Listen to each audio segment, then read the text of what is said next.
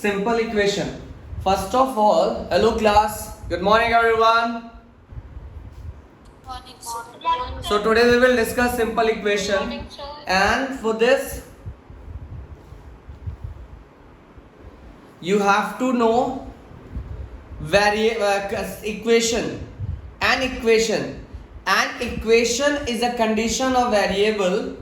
The word variable means something whose value can be changed. The value of variables is not fixed. They are usually denoted by small alphabets x, y, z, u, v, w, p, q, r, s, etc. Expression can be formed using various operations like addition, subtraction, multiplication and division on variables. In an equation, there is always a sign of equality. This equality sign indicates that the value of the expression to the right side of equality sign should be equal to the value of the expression to the left of the equality sign. Hello, good morning everyone. An equation.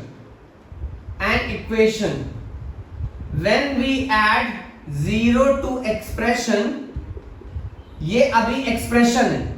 जब हम इसमें equality का sign लगा देते हैं तो ये तुम्हारा बन जाता है इक्वेशन. Good morning करन्या. जब हम ये हमारा एक्सप्रेशन है, जब हमने इक्वलिटी का साइन लगा दिया तो ये बन जाता है equation. What is the meaning of equality? What is the meaning of this sign of equality? This sign of equality means the equality sign indicates that the value of the expression to the right side of the equality sign is equal to the value of the expression to the left hand side of the equality sign.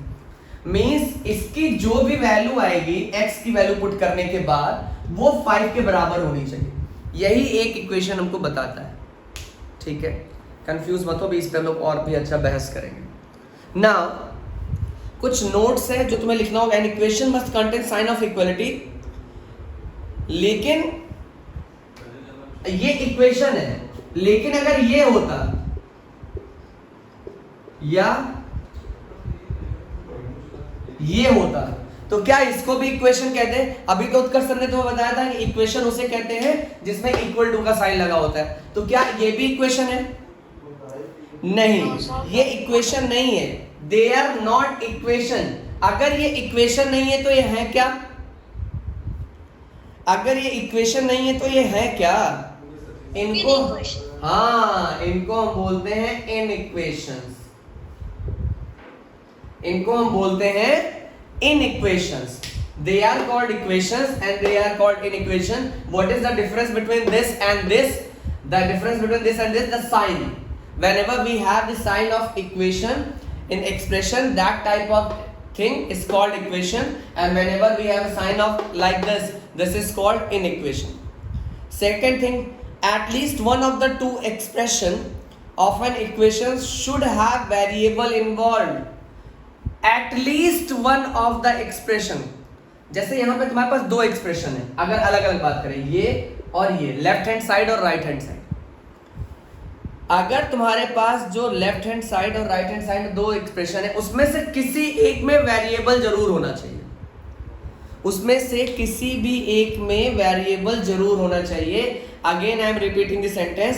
At least one of the two expression LHS और RHS of an equation should have variable involved. Clear? Now the third thing is an equation remain the same when the expression on the left and right side are interchanged. ये equation same रहेगा. अगर मैं इसको ऐसे लिख दूं,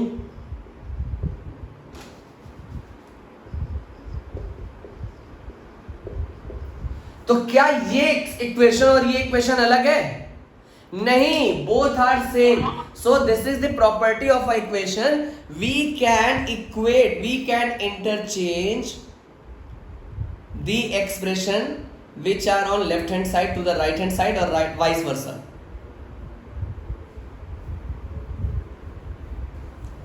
ठीक है?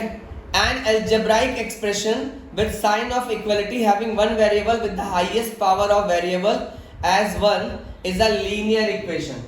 एक बहुत इंपॉर्टेंट चीज मैं तुम्हें यहां बता रहा हूं जो कि तुम्हें नेक्स्ट क्लास में पता चलेगा कि ऐसा एक्सप्रेशन जिसमें जो वेरिएबल है, ऐसा इक्वेशन जिसमें जो वेरिएबल है उसकी हाईएस्ट पावर 1 है, ऐसा एक इक्वेशन जिसमें जो वेरिएबल है उसकी हाईएस्ट पावर 1 है, that type of equations are called linear equation.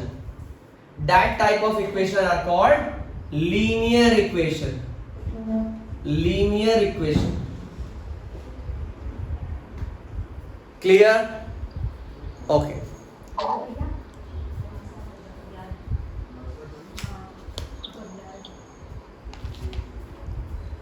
अब मैं आपको कुछ एग्जांपल्स दे रहा हूं, जरा उसको करो.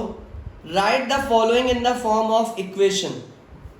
The first thing is write the following in the form of equation.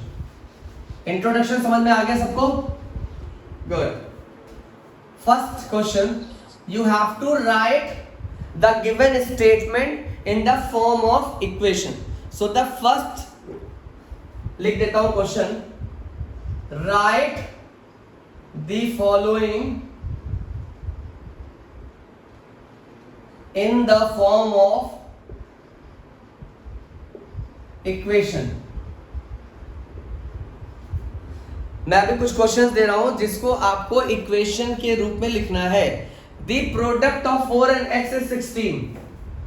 The product of 4 and x is 16. बहुत ध्यान से सुनो. प्रोडक्ट का मतलब मैं ऑलरेडी तुम्हें बता चुका हूं. प्रोडक्ट का मतलब क्या होता है? सर मटर paneer. Because I am right ना सर, आई एम राइट ना. Yes, the answer of a multiplication.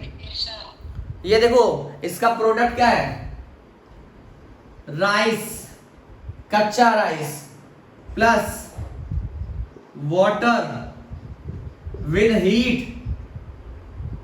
जब राइस में वाटर हम ऐड करते हैं, मल्टीप्लाई करते हैं, हमको क्या मिलता है? पका हुआ राइस. ठीक है, वो चावल. कच्चे राइस को भी राइस ही बोलते हैं.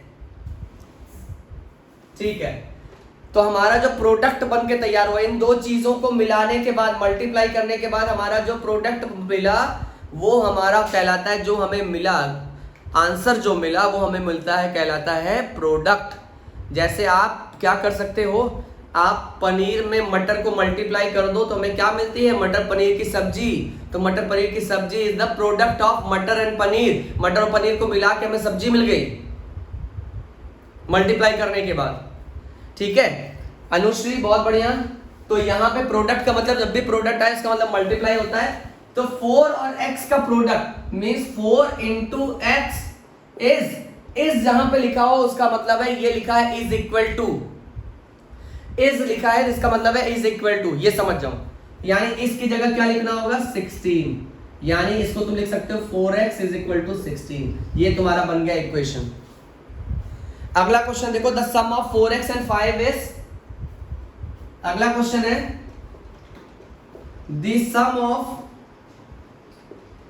4x and 5 is 25. ठीक है, अब इसका इक्वेशन बनाओ. सम मतलब एडिशन, तो 4x plus 5 is equal to 25.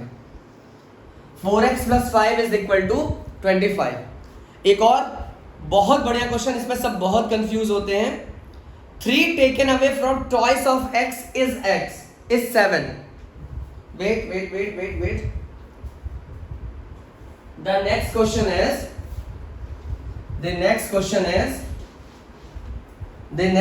is 3 taken away from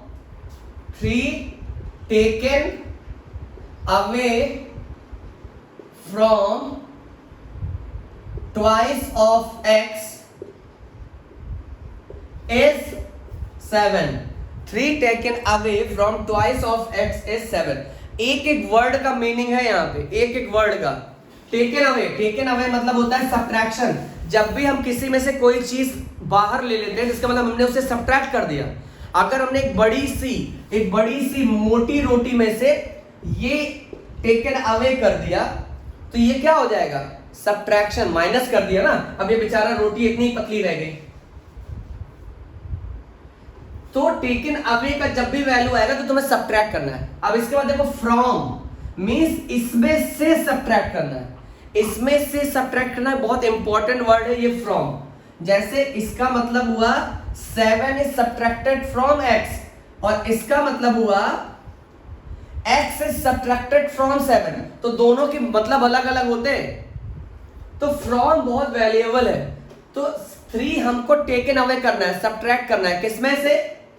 twice of x में से। तो ट्वाइस ऑफ x क्या होगा? ट्वाइस ऑफ x होगा 2x, थ्राइस ऑफ x होगा 3x, तो ट्वाइस ऑफ x हो गया 2 into x, और इसमें से हमें क्या माइनस करना है? 3। अब इसका मतलब बताओ क्या होगा? इसका मतलब क्या होगा? हाँ, अगर इज लिखा हुआ है तो इसका मतलब होता है इज इक्वल टू 7। अरे इसका मतलब होता है इज इक्वल टू 7, तो इसी चैप्टर के लिए तो ये हम लिख सकते हैं 2x - 3 इज इक्वल टू 7। खत्म, टाटा बाय बाय, हो गया। क्लियर है? एक और क्वेश्चन बहुत अच्छा, 1/5 of a number plus 7 is 30। अच्छा क्वेश्चन, एक और लिख लो। इसका लिखने की जरूरत नहीं है, अभी मैं इसे समझा रहा हूं, तुम्हें एक्सरसाइज आप कर लोगे। 1/5 of a number, 1/5 of a number of a number 1/5 of a number plus 7 is 30। 1/5 of a number plus 7 is 30। अच्छा एक चीज याद रखो, 1/5 ऑफ का मतलब होता है मल्टीप्लाई। किसका मल्टीप्लाई? A number. अब अ नंबर कौन सा नंबर है नहीं पता, तो हम इसको मान लेंगे दैट नंबर इज x। तो x का 1/5 यही तो होगा, यही तो होगा x का 1/5 प्लस 7, इसका मतलब हुआ इज इक्वल टू 30। तो अब x इंटू 1/5 को लिख सकते हैं x/5 plus 7 is equal to 30। This is an equation, this is an equation. अब वाइस वर्सा, अगर तुम्हें ये इक्वेशन दिया रहे और इसका स्टेटमेंट लिखना हो तो आप इसको ऐसे ही लिखोगे जैसे हम लोगों ने ये अभी बताया है, और स्टेटमेंट आप कई उसमें लिख सकते हो। अब जरा इसमें क्वेश्चन करते हैं। तो अब आपका इस एक्सरसाइज में जितने भी इस बेस पे क्वेश्चन है आपकी एक्सरसाइज 4.1 में, जिसमें तुम्हें स्टेटमेंट बनाना है या तुम्हें इक्वेशन बनाना है, आपको वो क्वेश्चन अल्टरनेट जो प्लेस पे हैं वो आपको वाले क्वेश्चंस करने हैं। ठीक है, ओके। तो इंट्रोडक्शन आपको समझ में आया?